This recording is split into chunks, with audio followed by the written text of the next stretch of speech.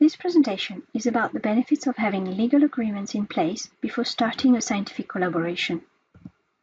Each partner has special techniques and knowledge that they need to share in order to collaborate, but they still want to protect the details from being known to the rest of the community.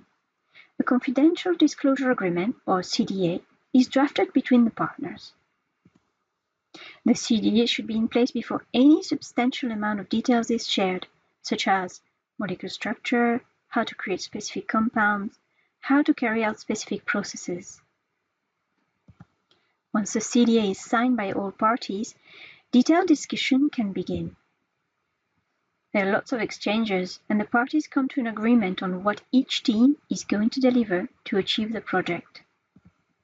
A contract should be in place to define the aim of the collaboration, the obligation of each party, for example, transfer of compounds or transfer of money, listing the deliverables by each team, the timelines, and what should happen if there are some difficulties during the project. So, what might go wrong if you don't have a CDA or contract in place? In relation to patent, if you don't have a CDA in place, confidential information may get disclosed, which prevents the ability to patent the idea. In relation to publications, for example, some of the information that is necessary to ensure a good experimental design might be disclosed to the general public when it was meant to remain confidential. This might affect the publication. If you don't have a contract in place, the project aim might drift away from the original agreement, losing sight of the deliverables. A partner might want to use the project in ways that were not agreed originally, losing the collaboration aspects of the project or its confidentiality. A partner might not receive the payment they expected in return for the service or collaboration, disagreeing with the original arrangements. Everybody benefits from having agreements in place. Make sure you start the discussion early, as it could be a lengthy process.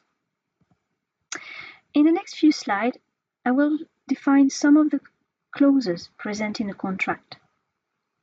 A contract should include a summary of activities, a definition of what the activities constitute. Often, there are references to schedules or appendices, where more detailed information about the deliverables and costs are provided. A termination clause defines how both parties can terminate contracts. Also, if some milestones cannot be met, notification in writing might be required.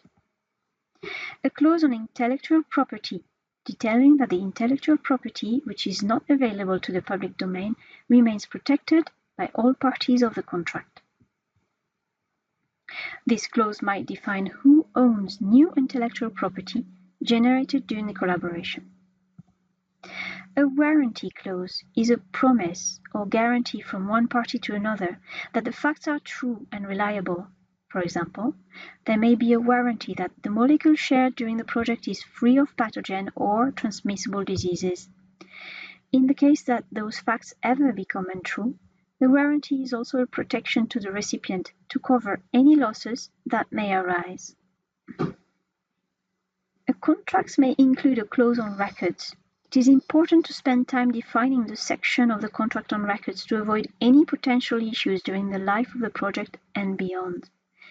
For example, there might be an international collaboration where laboratory records may not be readable by other parties due to the use of languages not common to all parties. Record retention is also important, ensuring that, for example, experimental results remain accessible by the various parties when they need to be consulted, up to the agreed retention time. Also, knowing how long the record should be retained allows each party to put in place adequate storage of records. A contract should include signatures, the name and the title of the person signing and the date. The signature may be electronic. So, when establishing a contract for collaboration, contact your organization administrators or legal department. Most likely, they will have a contract template for you to use.